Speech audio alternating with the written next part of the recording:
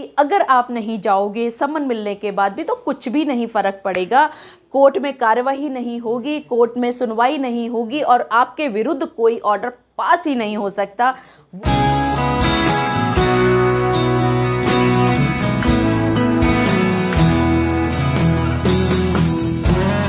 मेरे बहुत सारे सब्सक्राइबर्स मुझसे बार बार ये सवाल पूछ रहे हैं कि मेंटेनेंस की सीरीज़ तो आप चला रही हैं,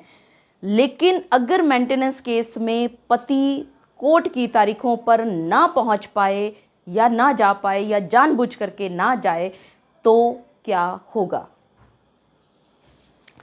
देखिए, इस तरह के सवालात बहुत बार सभी लोगों के दिमाग में आते हैं जब भी पत्नी मेंटेनेंस का केस किया करती है और पति के पास सम्मन पहुंचते हैं और वो किसी वजह से कोर्ट में नहीं पहुंच पाता या पहुंच गया तो लेट पहुंचा और केस अगर एक्स पार्टी हो गया तो इसका लाभ किसको मिलेगा, इसकी हानि किसको उठानी पड़ सकती है। आज के इस वीडियो में मैं आप सभी के साथ इन्हीं सब बिंदुओं पर चर्चा करने वाली हूँ। मैं एडवोकेट मोहिनी मोना आप सभी का पुनः स्वागत करती हूँ और आप सभी देख रहे हैं अपना पसंदीदा चैनल मोहिनी मोना एडवोकेट। अगर आपने मेरे इस चैनल को अभी तक सब्सक्राइब ना किया हो या आप मेरे इस चैनल के लिए नए हैं तो इसको जल्दी से जल्दी सब्सक्राइब कर दें ताकि आपको इसी तरह के लीगल इन्फॉर्मेटिव वीडियोज़ की नोटिफिकेशन सबसे पहले मिल सके।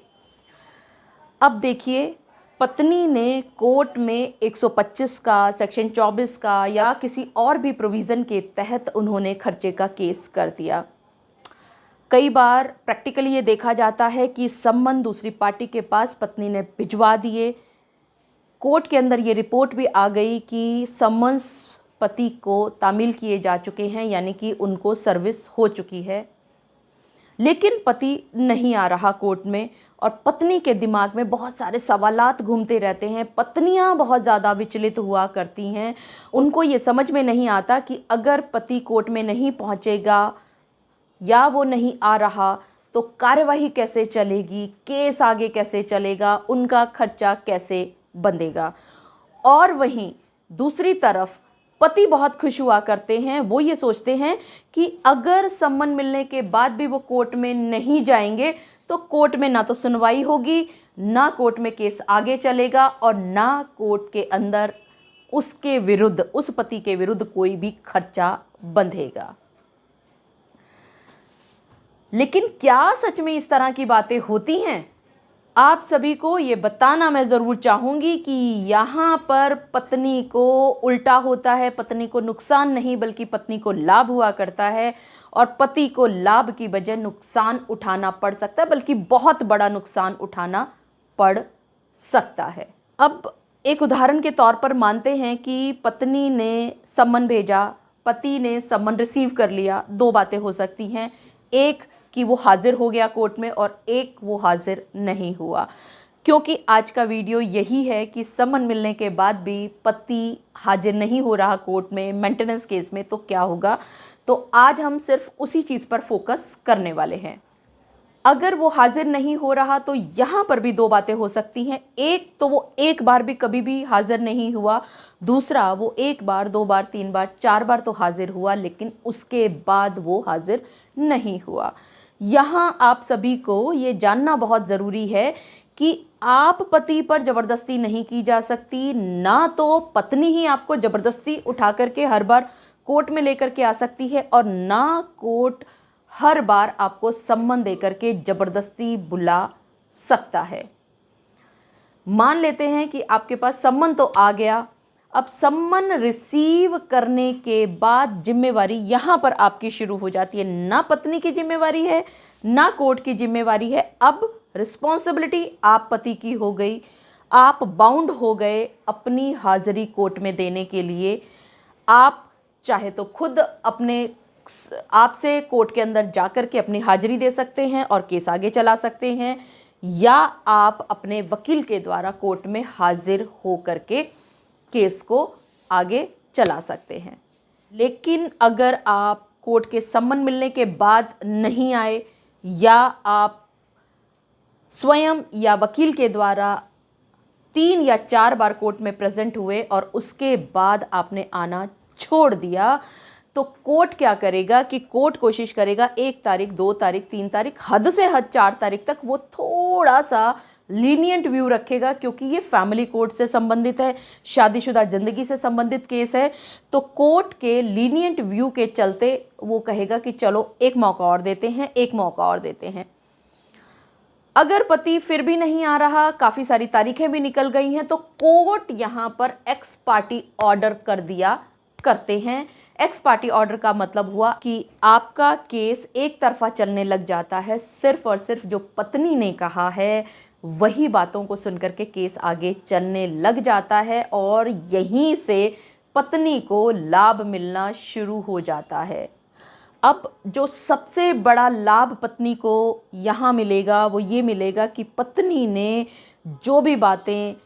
कही हैं इस पूरी पिटीशन में, उन्होंने जो भी सोर्स ऑफ इनकम बताए हैं या उन्होंने जो भी इनकम जिसकी भी बताई है, वो बातें, क्योंकि पति तो पहुंचा ही नहीं, पति के पास तो मौका था इस सभी बातों को झुठलाने का, लेकिन अगर पति नहीं पहुंचा तो कोर्ट पत्नी की कही हुई सभी बातों को सच मानेगा और सच मानने के बाद इसमें ऑर्डर दे देगा। क्योंकि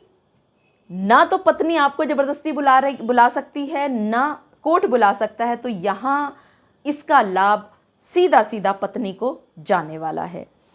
इसी तरह से एक और जो बड़ा फ़ायदा पत्नी को होगा कि अगर कोर्ट के अंदर केस चलेगा और आपके पास सम्मन आया, फिर आपने जवाब दिया, फिर जवाब का जवाब आया, गवाहियाँ आई, इन सब चीज़ों को करते करते 3 से 5 साल कोर्ट में लग जाया करते हैं, जब तक कि आपके विरुद्ध कोई भी ऑर्डर बंधे। लेकिन क्योंकि आप कोर्ट का सम्मन लेने के बाद भी आप कोर्ट में नहीं आ रहे हो, तो आपका केस 6 से 8 महीने में निपट जाएगा, क्योंकि एक्स पार्टी आपका केस हो चुका है। और एक्स पार्टी केस होने के बाद सिर्फ एक्स पार्टी एविडेंस और एक्स पार्टी आर्ग्यूमेंट ही तो होनी है, तो छोटा सा आपका केस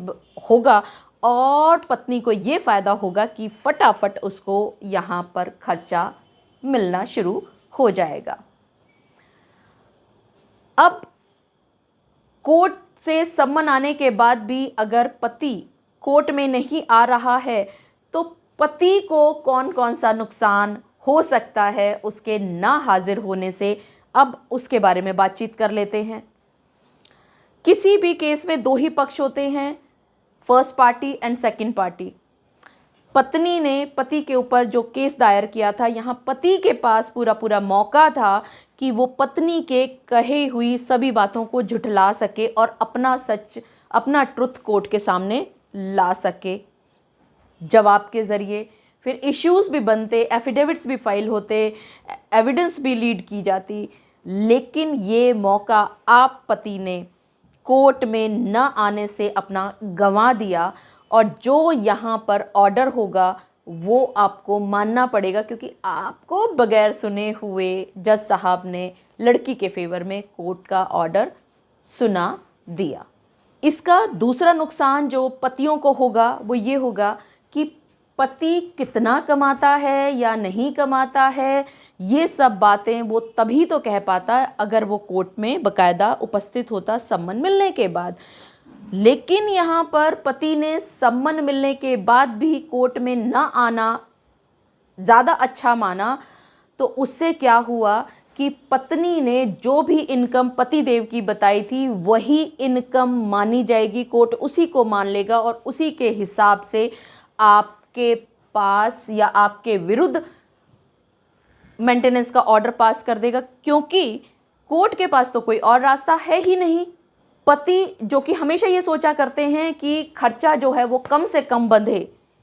और पत्नियां जो ये सोचा करती हैं कि उनको खर्चा ज़्यादा से ज़्यादा मिले, वो मौका आपने अपने हाथ से अपनी बेवकूफ़ी से गंवा दिया। जब आप उनकी हर बात को झुठला सकते थे तो आपने अपने पैरों पर खुद ही कुल्हाड़ी मार ली। मुझे पूरा विश्वास है कि आपको मेरे आज के वीडियो के द्वारा बहुत अच्छी तरह से ये मालूमात हो गई होगी कि पत्नी की कोई जिम्मेवारी नहीं है कि वो हर तारीख पर पति को पकड़ पकड़ के कोर्ट में लेकर के जाए, और इसी तरह से किसी भी कोर्ट की ये जिम्मेवारी नहीं है कि वो हर बार बार पति को सम्मन दे और सम्मन दे करके भेज करके और फिर वो उसको बुलाए। अगर आप सम्मन लेने के बाद भी कोर्ट में न आने का रुख अख्तियार कर रहे हैं तो यहाँ पर पतियों का ही सबसे बड़ा नुकसान होने वाला है, क्योंकि उनको बिना सुने हुए अपनी पत्नी की बिना किसी बात को झुठलाए हुए आपके विरुद्ध मेंटेनेंस का ऑर्डर कोर्ट के द्वारा पास किया जा सकता है। और यहाँ पर ही आपका वो जो भ्रम था कि अगर आप नहीं जाओगे सम्मन मिलने के बाद भी तो कुछ भी नहीं फ़र्क पड़ेगा, कोर्ट में कार्यवाही नहीं होगी, कोर्ट में सुनवाई नहीं होगी और आपके विरुद्ध कोई ऑर्डर पास ही नहीं हो सकता, वो झुठला दिया जाएगा और आप फंस जाओगे बुरी तरह से।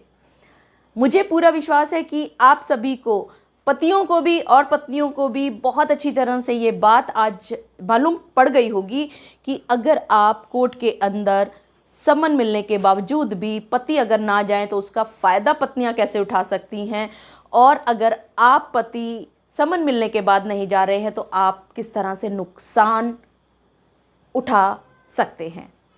मुझे पूरा विश्वास है कि आप सभी को मेरा आज का वीडियो भी बहुत अच्छा लगा होगा। अगर आपको मेरा आज का वीडियो भी अच्छा लगा तो इसको लाइक, शेयर और कमेंट करना ना भूलिएगा। और हाँ, अगर आप मेरे इस चैनल के लिए नए हैं तो इसको जल्दी से जल्दी सब्सक्राइब कर दीजिएगा, ताकि आपको इसी तरह के लीगल इन्फॉर्मेटिव वीडियोज़ की नोटिफिकेशन सबसे पहले मिल सके। अपना और अपने परिवार का बहुत अच्छी तरह से ध्यान रखिएगा। Thank you, take care,